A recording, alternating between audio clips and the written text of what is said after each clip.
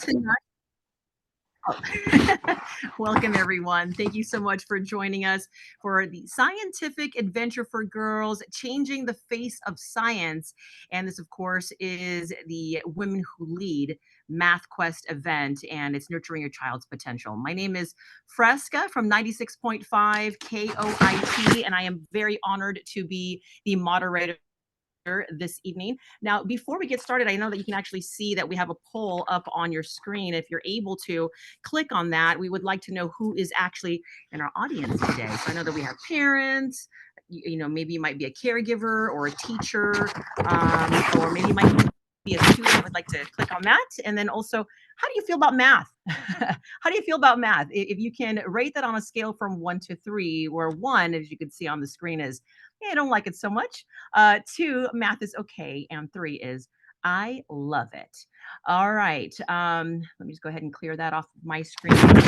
But yeah, so it's going to be going on from now until 6:30 this evening. I do want to mention that we really encourage you to, save some questions perhaps at the end here, but we're going to have a very, very good time. Now, I wanted to say how I got involved with this program because or this event tonight is because my children also participated in STEM programs when they were in elementary school and middle school, the Helix program or Helix Cup, and it really did help them with their problem solving skills. And it was just great to see my daughters being involved in this.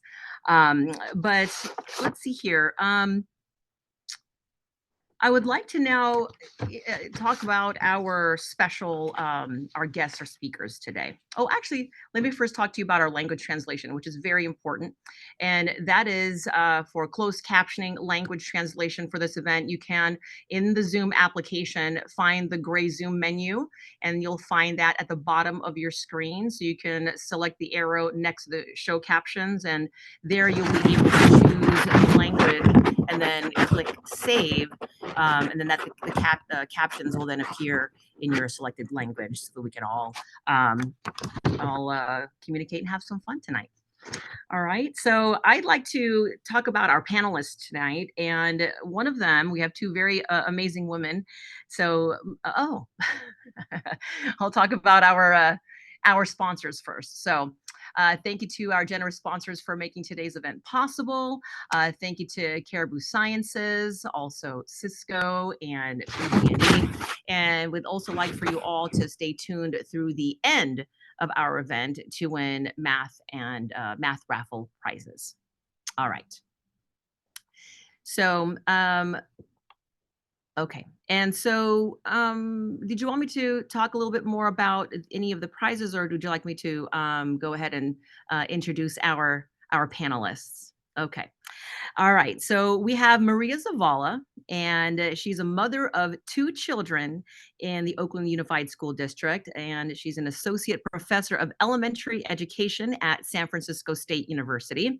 Now, her work focuses on culturally responsive mathematics education and helping everyone realize their mathematics potential by shifting the landscape of mathematics learning. And her new book, co-authored with Julia Aguirre and elementary educators, is Cultivating Mathematical Hearts, Culturally Responsive Mathematics Teaching in Elementary Classrooms. Now, also our next guest speaker tonight is Nancy Blachman, and she enjoys being given mathematical puzzles and also opportunities to explore and make discoveries. Now, she founded the Julia Robinson Mathematics Festival. So if you want to look that up online, that is jrmf.org, to give opportunities for K through 12 and others to play with mathematical problems, puzzles, and games. Now, she is was born in Palo Alto, and Nancy also lived in New Jersey, Illinois, England, also France, Israel, Mexico, and Spain. And Nancy has degrees from University of Birmingham in the UK, UC Berkeley, where she is right now, and Stanford also. And she currently lives in Burlingame and has twins who are now 23 years old. So it's great to know who we're talking to this evening. And with that, I'd like to ask the first set of questions here. So, ladies, why do you think or believe math is important? Math education. Why is that important? And also, why is it important to start math education in the elementary aged or with elementary age children? And how does it set the foundation for future learning? Well, let's get right into it, huh? Yeah. Let's lob an easy question. So Nancy, maybe I'll just say a few things and then you could jump in also. So from my perspective, both as someone who has experience teaching in elementary classrooms and someone who's built a career in teacher education, and also as someone who grew up loving math, but having a little bit of disconnection between the math I loved and school math. I think one of the reasons why we talk about the importance of mathematics in the elementary years is not just because it's a core academic subject, which is, I think, what a lot of the messaging is to parents is, they got to learn the math because later it's going to get harder. And if you want them to graduate from high school and go to college. So that may be true that mathematics holds a particular kind of gatekeeping power. But I like to reframe it, as many people in the math education field are trying to do, and say that what it is a lot about is just recognizing that mathematics is part of who we are as people. And so children, even young children, are quantitative reasoners. We look for patterns, they count, they name geometric figures, they strategize during gameplay, and they calculate. So then one way to answer that question really is just to say that if doing mathematics is just a part of being human, then embedding mathematics into our lives is important. And so then mathematics also becomes part of just realizing your full, powerful self. Thank you. And Nancy, did you want to add to that? Yeah, I see math as problem solving. It's not just dealing with numbers, but it's more figuring out when you want to start something, how to cook something. And so it's used all over in life. So it's a very good skill to have.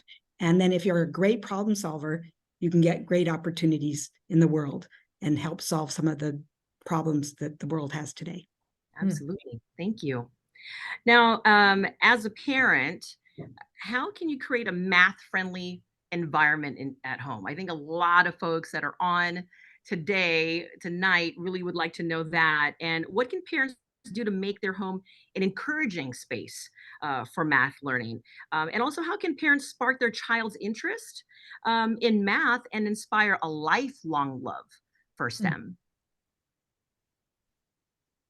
You want to start that, or would you? I think you can start this one, Nancy, because you got a lot of good. Okay, so I think make math fun, and different things are fun for different children. So I can't say what thing you should do, but if children like sports, you can do the mathematics of sports. If children like music, there's math involved in music. So look at what their interest is, and then find math that applies to that. And let children explore, make discoveries. They're more apt to remember what they're doing than if they're given formulas or procedures and just carry out the procedures. Maria, did you want to? Yeah, I want to build on that a little bit. So we're going to underscore a couple of things, right? Make it fun, draw on kids' interests and things like things they do in everyday life as well.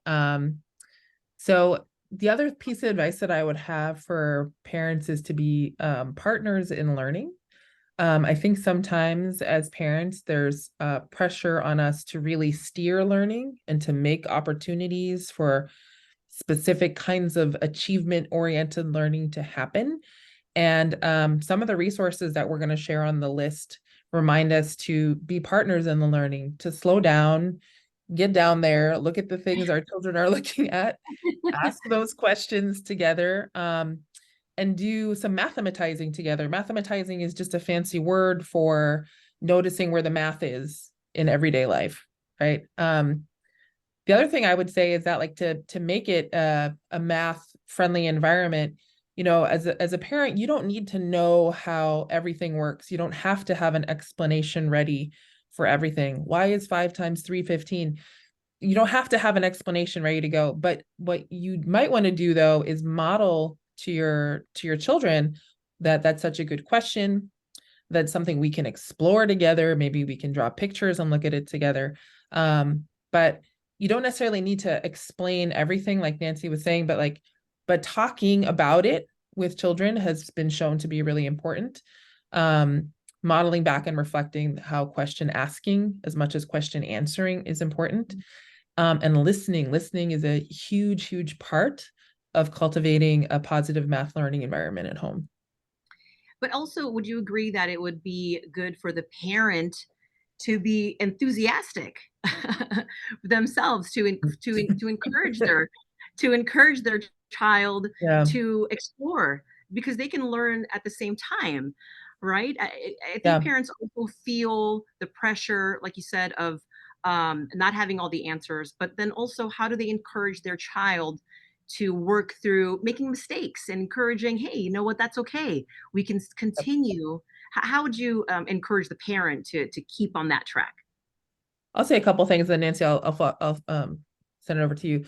Yeah. So one of the things I think about is that enthusiasm is good if it's genuine enthusiasm. So another Yeah. piece of this whole thing is, reflecting on your own math learning experiences. And if you have trauma from your own past, if learning mathematics was a traumatic experience for you, then doing some of the work to figure out, how can you heal from some of that trauma so it doesn't get passed on to your children. And also so that your enthusiasm can be genuine, like if you are repairing your relationship with math. The other piece is I think it can be okay to be honest with our kids and to say, like, I don't quite understand that. Like, I can help you with your addition with fractions homework. I don't quite understand what's happening. And I think, and then position yourself as a learner. Like, we can keep learning about this together. I don't think it means you have to be bubbling over with enthusiasm, but I think you kind of have to model that you're not too intimidated by the mathematics, that it's okay to not know everything about math yet. We can keep exploring it. And I think kind of generally keeping that kind of tone is helpful, I Did think you that want to add? yeah, I'm encouraging kids that there's often more than one way to do things. Like, for instance, suppose somebody asked you, what's 47 plus 88? Now, you could say that's 40 plus 80 plus 7 plus 8, but it's also 50 minus 3, 100 minus 12, or it's 45 plus 2, it's 90 minus 2, and so there's all different ways of solving problems, even and just encouraging kids to solve them in more than one way. They might find a mistake in one of their approaches by doing it. Nice. Also encouraging them to consider other questions, like if you're given a problem, what else can you think about? Can you make up a problem? One time when I was in college, I made up a problem, sent it to my teacher. He put it on the exam, so it had the advantage that I knew that problem because I gave it to him. And then when I asked him for a recommendation, he knew me. So wow, that's great. Yeah. Okay, so how can parents identify and address math anxiety in their children? Let's start with that. Well, I would say try to avoid saying, I'm not a math person, or I was never good at math. Try to either just don't, try not to say that too much, but try to say more positive things, because kids may listen to what you're saying. Try to find things that you find fun. Maybe there's some aspects of math that you don't like, but there may be some other aspects of math that you like. Try to share those things. Yeah. Yeah. I mean, I was just gonna say it's tricky. Like, I have the privilege of continuing to substitute teach in schools these days, and math anxiety is real, it's palpable. It can lead you just to shut down when it's time to do math. It can lead to really interesting behavior around math time at school. So we know it's real. So the first thing that comes to mind for me also is that like any other anxiety with children, I think we also have to like listen very carefully to what it is that is triggering the anxiety for our kids, and to empathize with them a lot. In the same way that sometimes we talk about like how adults have to kind of be the safe harbor for our kids. And if they're feeling very emotionally dysregulated, we have to think about how we help re-regulate them. I think that's similar when it comes to math anxiety, is like, as parents, we have to be willing to like be that little rock that their anxieties can kind of, bump up against, and we'll be there to support them. So I think it's important that we acknowledge and be honest that it can feel real, and it can shut down your thinking, and you can have all those kinds of anxiety. But this is where the value of like working together and persisting can be really, really useful, right? So when your child comes to you with anxiety, to be able to be their partner in learning and to help them through what's causing the anxiety, and to help them see like you've got it, it looks scary, but we're going to get through it together. Acknowledging that math is hard, but it's worth it, right? So being careful not to fall in those traps of saying like, it's easy. Well, just do it like this, because that can lead to further anxiety. It's like, why does that person understand and I don't understand that? They're calling it easy. Shouldn't it be easy? So I think you're really thinking about like the way that you would support them through any kind of other anxiety is ground level.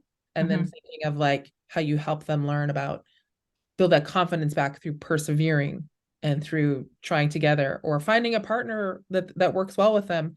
I'll use the example of my fourth grade son, who is in the after school program at his school. And so a lot of his homework is done, they can it's done collaboratively. He has a friend at an after school that they get to work together around things. So sometimes we can't be the person who can help with the immediate anxiety, and sometimes it's older brother or sister, sometimes it's cousin, sometimes it's someone else in the peer group that could also be supportive. And so having that role of recognizing when it would be useful to have somebody else there to support is also part of being a parent in this case. Yeah, I'm so glad you said that, because I go back into when I was sitting at the table with my kids and projecting my relationship with math. And you don't realize that that's what you're doing. Yeah. So I just learned that Right. now. And my kids are older now. One's a senior, the other one's 19. But had I known that, it would have been such a better approach. Right. So Yeah. thank you. I'm going to pass that on to my kids that have, or my friends that have school-age children, that this would really be impactful information. But what are also effective strategies for helping children? I guess maybe you also answer that, but with their math homework. I would say, yeah, if they're going to ask you for help with their math homework, ask them what they've done so far. Get them to show you where they're getting stuck. Maybe ask them a question relating to the problems, but don't answer their homework question. If you can't, if you understand the question that they have, try to ask them another question that if they answer that one, they may see a way to getting the answer to the other one. But if you don't understand what to do, just ask them what they've done. And hopefully by them describing what they've done, and you can say, is there anything, other approaches? Maybe they will come up with some other approaches on their own. And what about how parents can encourage their child's curiosity in math and also STEM subjects, even if they feel uncomfortable about math and numbers? I think that there's a few things. One is to remember that one message we get from like learning theory is just the power of imitation and socialization, right? So our kids pick up so much just from watching what we do. Like everybody here who's in this webinar, think of something that you learned to do from one of your parents and think about what was that first step. Often it was you're there too. Like that's the first step, is you're observing. and then maybe your mom lets you start to measure something, or maybe your mom lets you start to take over. I'm thinking of when my mom learned, she taught me how to teach Peruvian alfajores, which are a cookie that's very traditional in Peru. And now I'm supposed to make all of them, right? But there was this process of learning that started with being just kind of a peripheral participant. Yeah. So I think some of it comes back to that idea of you know, modeling and supporting them through that process, but like modeling for them what some of the expectations are to begin with. Mm-hmm. I also just wanted to say again, thank you to everyone for hopping on tonight, because I know that there might be some folks just kind of trickling through here. But again, welcome to Mathquest, Nurturing Your Child's Potential, and Scientific Adventure for Girls, which is really great. And again, we do have our speakers tonight, Maria Zavala and also Nancy Blachman. And then also, let's kind of move on to a couple of other questions here about what would you say are the best ways to make math a part of everyday life? Now, I know that sometimes, not even sometimes, math is a part of our everyday lives, and we don't even really realize that. So how are the best way, I guess, maybe to make it a little bit more, I'm trying to find the right word, but where you realize that what you're doing is math related. Mm-hmm. Yeah. I mean, I'll just say a couple things, Nancy's. I do think that it has to do with noticing where the math is and things you're already doing, you know, whether it's cooking or whether it's in, like you were mentioning, Fresca, playing with Legos. So, and an example of that is like, there's a card game that my kindergarten son learned to play called Trash. Do people know this game? It's sometimes called Garbage. Basically it's a game where you're trying to get the numbers 1 through 10 in order, but there's a whole series of rules of how you order them. And it turns out to be a really great way to help him meet a learning task of knowing his numbers in English and Spanish 1 through 20. The game so far only goes up through 10, but so there's a card game we play anyway that, with a little bit of augmented questioning of just really asking, like, when he flips over a certain number, being like, ¿Cómo se llama en español? Or how do you say that? What's that one in English again? You know, that there's just a little bit more uplifting of the mathematics in it, right? So in everyday activity, pausing and noticing, like, how can we leverage a little more? One of the resources we're going to share, I think, is a link to the Talking Math organization. And this is basically the fundamental message is like, ask questions, have discussions about things you do anyway, that are a little bit quantitative or a little bit about noticing where the math is and what you're doing. So questions about like quantity are usually really great questions. Shapes, patterns, right? All those kinds of things that we can notice in daily activity, like lifting them up a little more. I would say math isn't just numbers. Math is visual. I mean, there's many different aspects of math. And some people are scared of numbers, but that's only part of math. And being fast at arithmetic is just one skill. I mean, there's calculators that can add. There's problem solving is much more important than being able to add, subtract, or deal with numbers. And I think you'll see math, like when you have to get dressed in the morning. Well, what do you have to do to get dressed? That involves math. When you cook and maybe you want a half a recipe or a third of a recipe because you don't need the whole thing.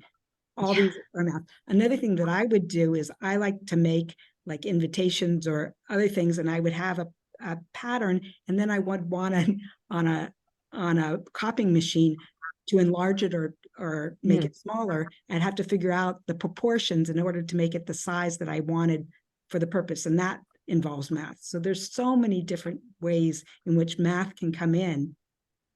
Yeah. Yeah. And just, you know, in piggybacking. Oh, yeah. And I was thinking another thing is pricing. When you see in the supermarket 2 prices, which one is a better price? One is a larger container and one is a smaller container. Are you going to look at the overall price, or are you going to look at the price per item? Right. I guess I see math coming in so many places. Yeah. Or how long is it going to take me to bicycle to somewhere or to walk to somewhere? All that involves math, or could involve math. And you can use math telling Right. time. Yeah.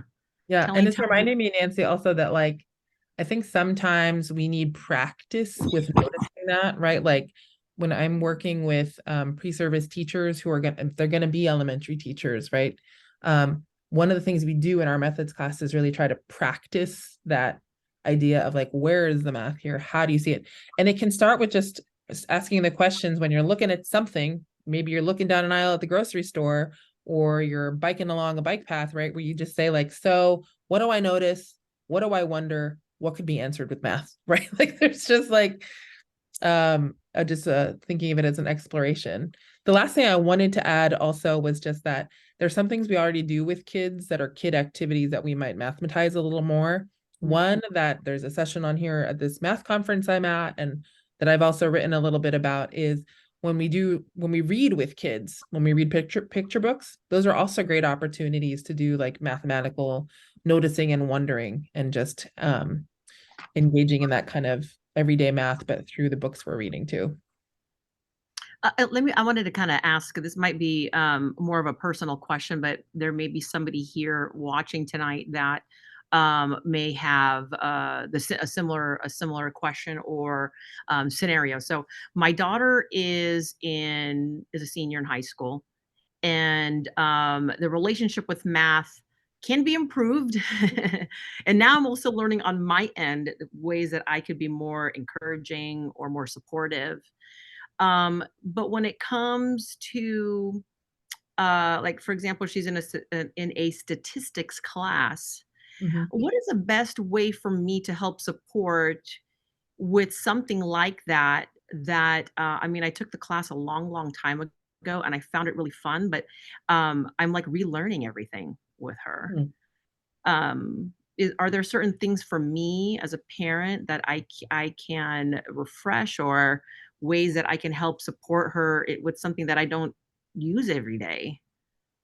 There's some great You can YouTube tell I'm kind of intimidated a little bit, but there's some but great yeah. YouTube channels with great videos that may be educational. Mhm. There's Yeah. Three Blues and One Brown is a wonderful um, website or Oh, YouTube channel, and there's Right. others. So if you're having problems in some subject, now you can get a refresher in some of that. Some is maybe look at books, different books. There's many books, and some you might like more than others. And there's many websites where you can go as well. Right. Yeah, and I think I would also pause and ask you, like, what is your goal, Fresca? Like, is your goal to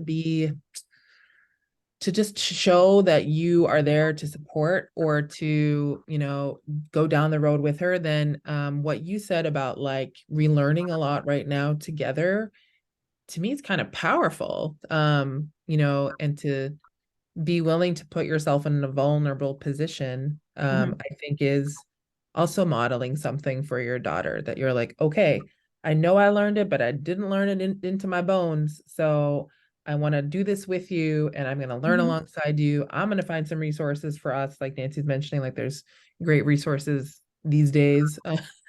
And um, but if some of the idea is just to make sure that there's some time you get to spend together, like doing Mhm. some math together, then I think it is about just the time that you get to do things together. yeah, Um, and that's something that, I'm learning a lot being on this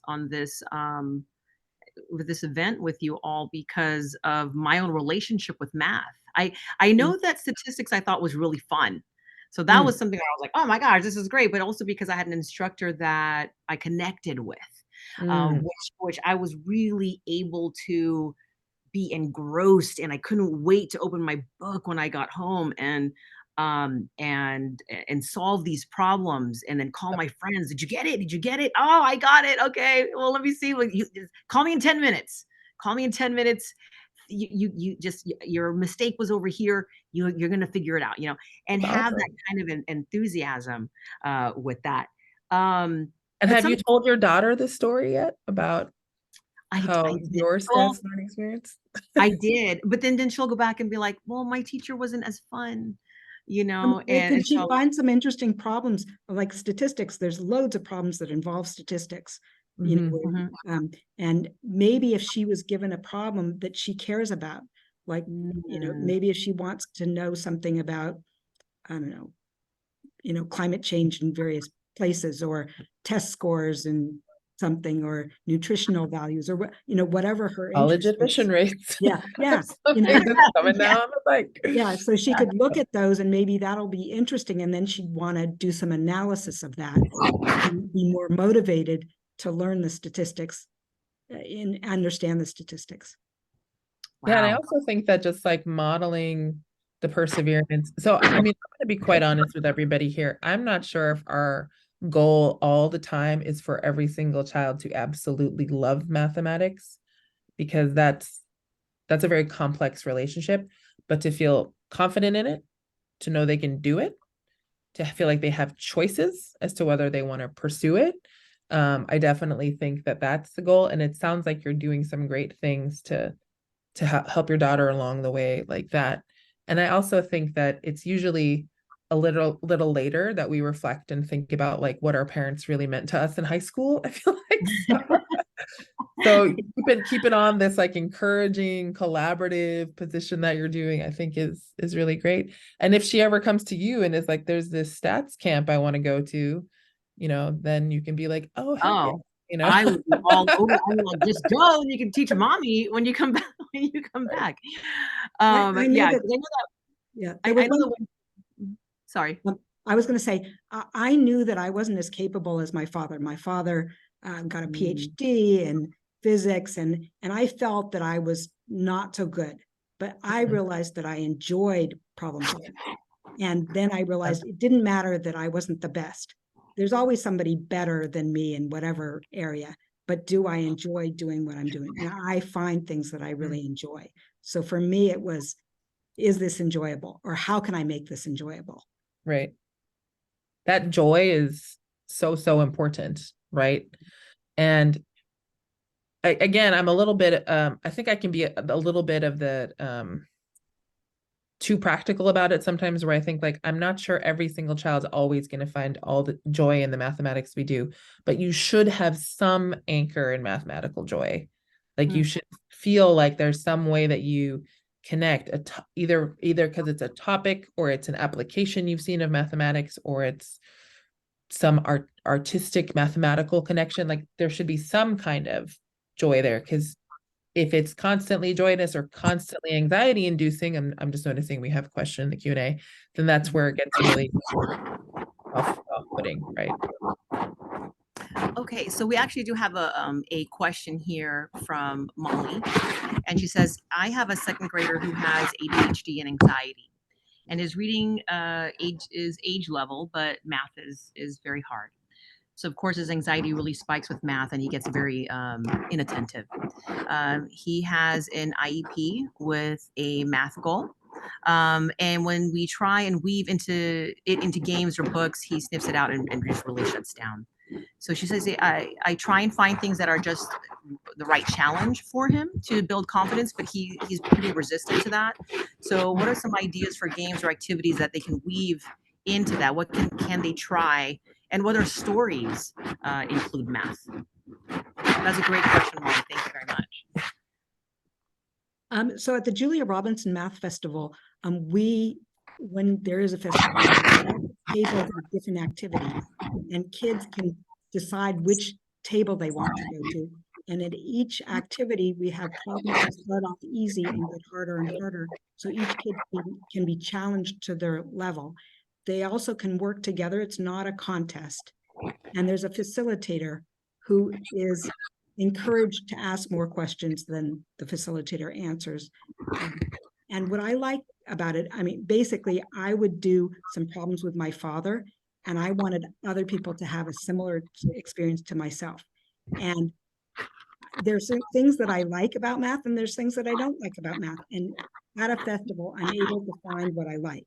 So I would encourage presenting your son with lots of different things and see what he gravitates towards and what he doesn't like, and trying to find more of that. That's a good point. And I think I'll just reiterate a couple of things. I was hearing what you're saying, Nancy. So there's a choice component, right? So when there's choice, sometimes that can be very helpful. So it's not just like you must do this, but it's like, which of these would you like to try? The challenge levels of the tasks, collaboration, right? And then I would also just wonder, to the question asker, Molly, or to anyone who's struggling with the same thing, is like, what are they into? You know, like the parallel idea often in reading when kids are really just like, man, don't want to read, is like any reading is good reading, right? So like, is it comic books? Is it instructions that pop up on the video game they're playing? So similarly in mathematics is like, what is he into, and where might the mathematics be in that? And I'm really interested in this comment though that you wrote, original question asker Molly, about like sniffing it out and shutting down. Like it makes me really curious if it's feeling forced as opposed to feeling like it's just naturally part of this game we're playing or this challenge you chose to work out, you know. I had very similar issues with my child when he was younger, but it is about reading and writing. Math was always like his sweet spot, so we had similar kind of things we had to work through. I wasn't above a reward system for doing some of the work that was required to earn like video game playing time, but that's a bandage, right? That's not the same as nurturing a genuine sense of confidence.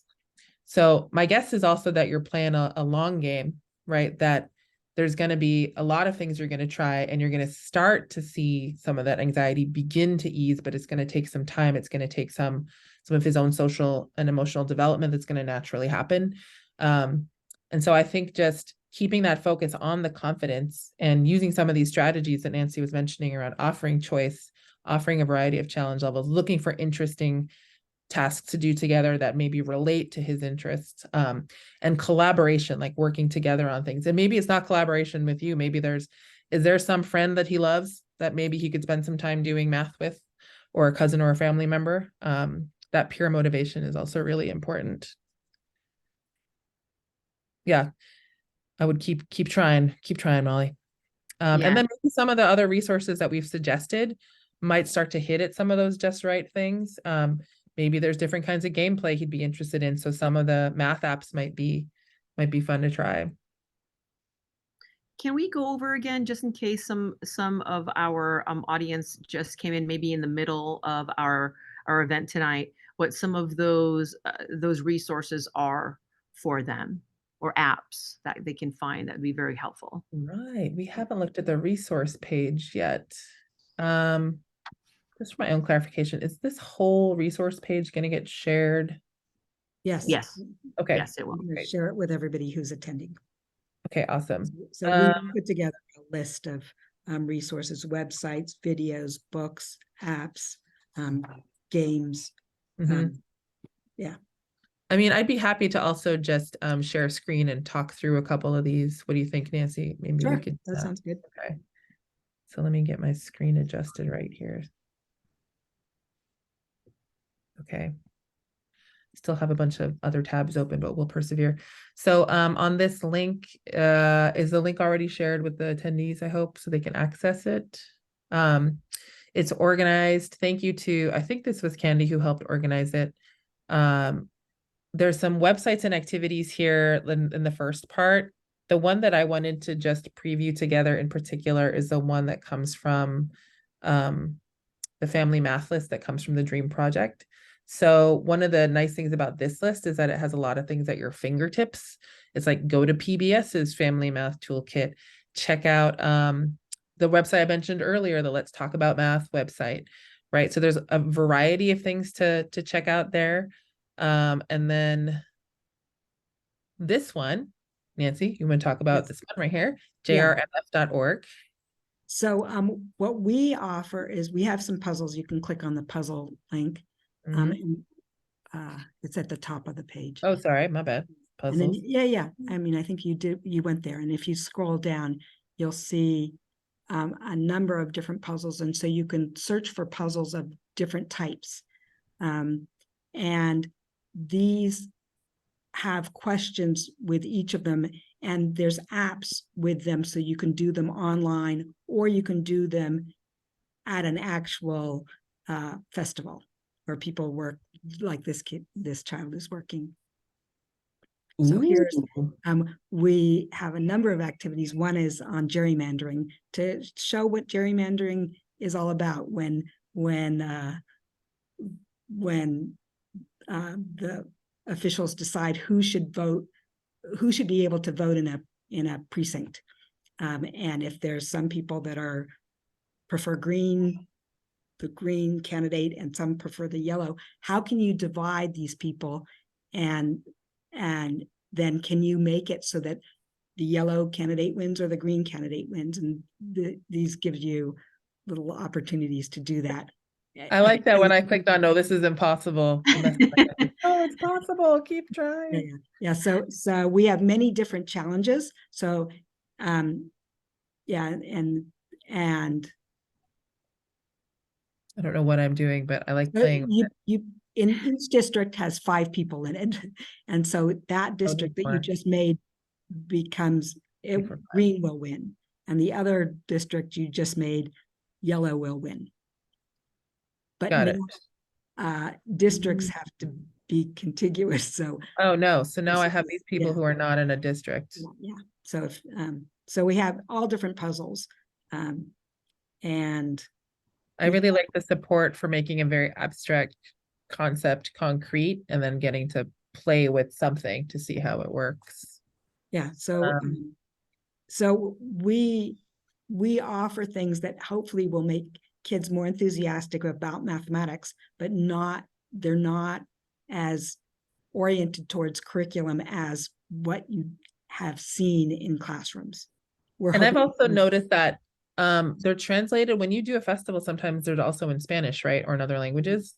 Right. We have them translated into Spanish. And a festival, you can see a picture here. This is what a festival looks like. There's many different tables, kids at each table, facilitators at the table, and then each table has a different activity.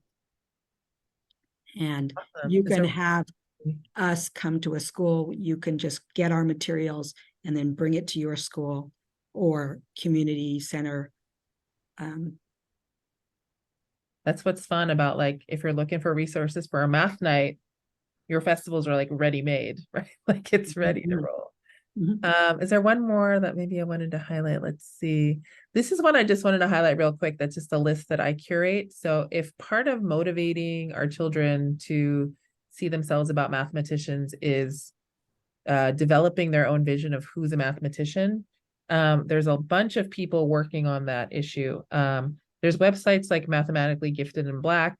There's websites like Lathisms that feature Latinos and Latinas in mathematics education. There's the STEM Women Role Models posters, which maybe people are familiar with.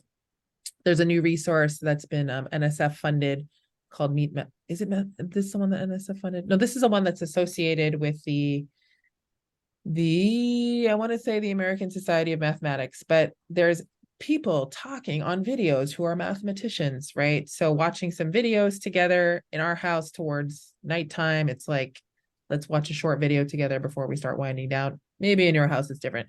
But these are candidates in our house also videos to watch. Yeah. Is there another resource you want to highlight from here, Nancy, that I can show real quick?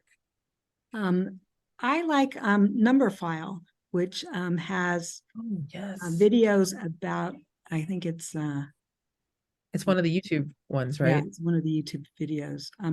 Oh, and The Line and the Dot is very cute. It's an old cartoon. I remember The Line and the Dot. Yeah. It's a cartoon showing a line and a dot, and the line is frustrated, and then you see what a line can do. It's very cute. And I also like Numberphile, which is the second one. He has quite interesting videos about numbers. That particular video that you're showing right now is, when is a number divisible by 7? How can you tell that there's a little trick to figuring it out?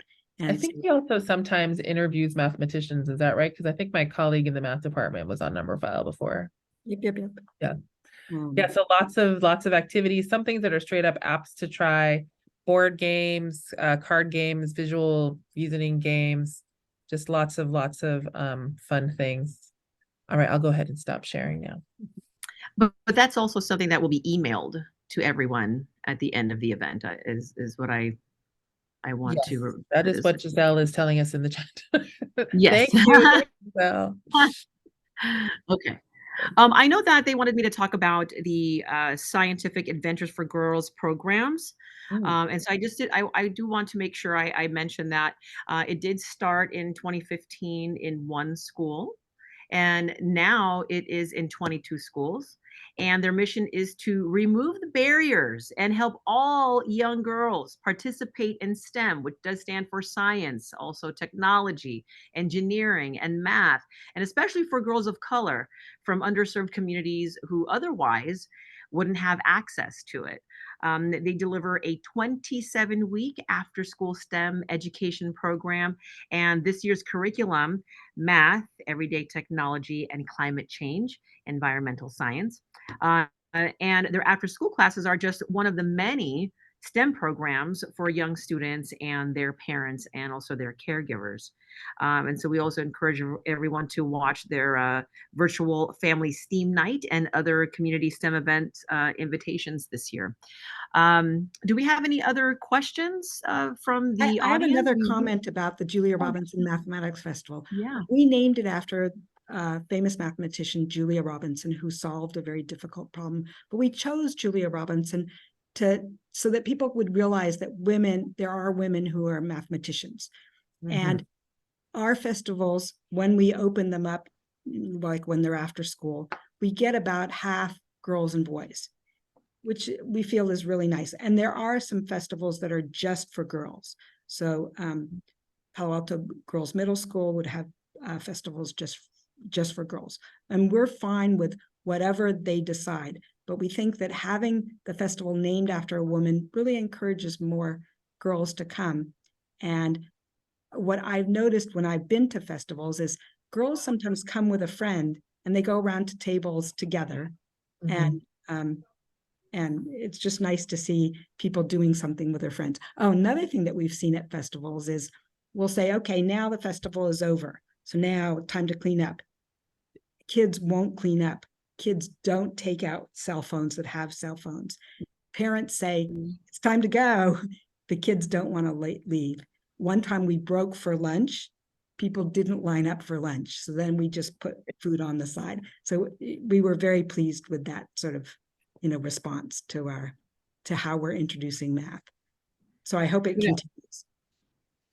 And Betty did make a comment here. She said, "I wish there was more for girls at high schools, and if there is, I want to make sure I know about it." Is that going to be somewhere on the uh, Yeah. resources form of where they can find festivals close to them, I mean, or one geared towards that age group? for festivals, you can just contact our organization and then set up a festival. So if we can tell you what festivals are in the works, and we can Okay, also, and if you know where you want to have a festival, just contact us and we can try to set up a festival. that's great. The other thing I was going to add, Fresca, is that Scientific Adventures has a STEM Scholars Club. So Mhm. it's designed for middle and high school girls.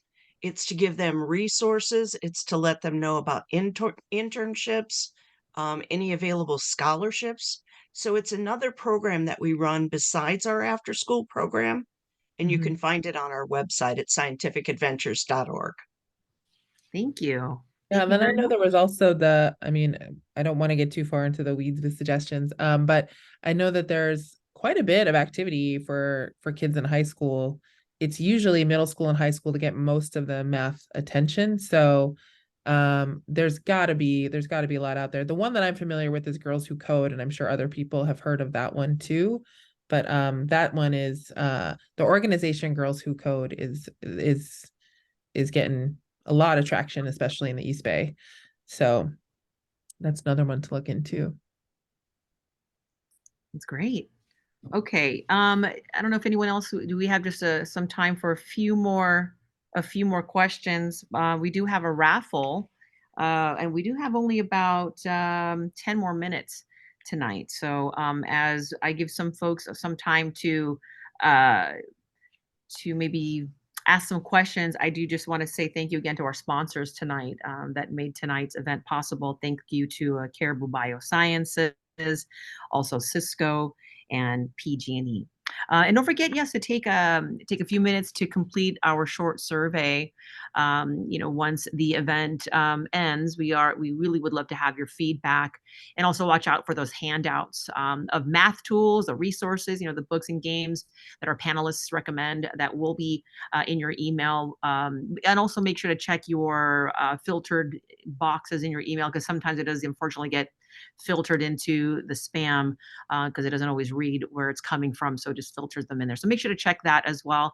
And we really do hope that you've gained, these practical tips, and that you always have these resources to ask questions so that they can help you when you come to a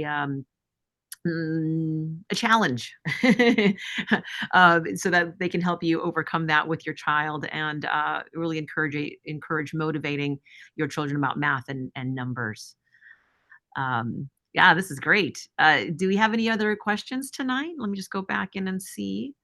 Ooh, all right. Yeah, we definitely have enjoyed sharing all of this information. So yeah, log on to scientificadventures.org. That's where you can learn more, and also, donate to the Scientific Adventures for Girls.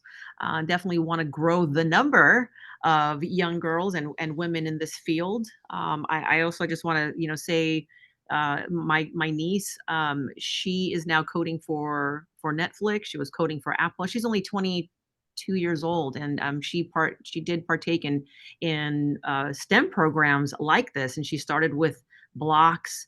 Then she went from blocks to Legos, and then from the kits of the Legos, she decided on other things, and then became part of a robotics team. So you never know where it's going to lead.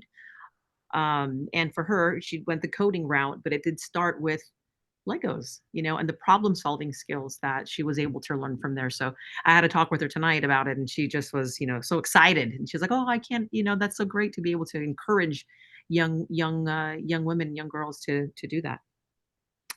But let's see. We do have, let's see here. Okay, Thanks, yes, we don't everyone. want to forget the raffle. So, how are we going to do the raffle, Candy? I think there's going to be a wheel. Um, oh, there Oh is. my goodness. Yeah, this is So great. exciting. Okay. All How do right. people claim raffle prizes, Candy?